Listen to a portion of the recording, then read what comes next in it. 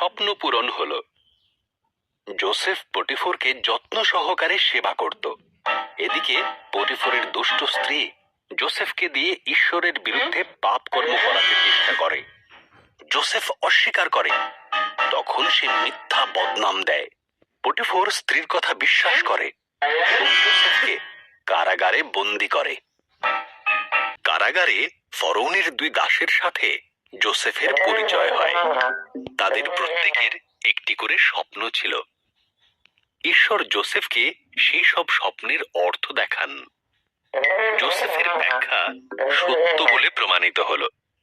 পানপাত্রবাহক ছাড়া পেল আর রুটি নির্মাণকারীর ফাঁসি হলো। 2 বছর পর ফরৌন 2টো দুঃস্বপ্ন দেখল। পানপাত্রবাহক যোসেফের কথা মনে করল এবং সে ফরৌনকে সব কথা জানালো। তখন ফরৌন যোসেফকে ডেকে পাঠালো এবং তার স্বপ্নের কথা বলল। ঈশ্বর ফরৌনের সেই স্বপ্নের অর্থ যোসেফকে দেখালেন।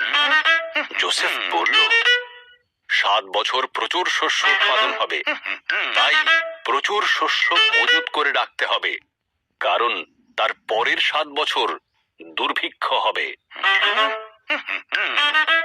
যোসেফের পরামর্শ ফরৌনকে মুগ্ধ করল। সুতরাং সে যোসেফকে সমস্ত খাদ্যশস্য মজুত করার দায়িত্ব দিল।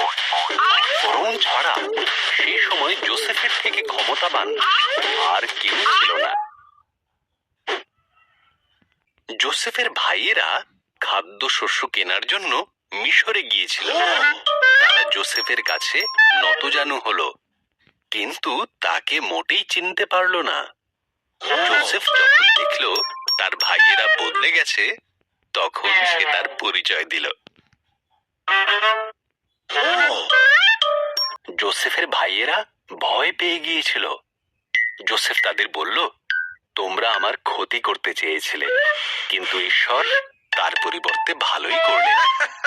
আমাদের পরিবারের সবাইকে মিশরে নিয়ে এসো, এখানে খাবারের কোনো অভাব নেই।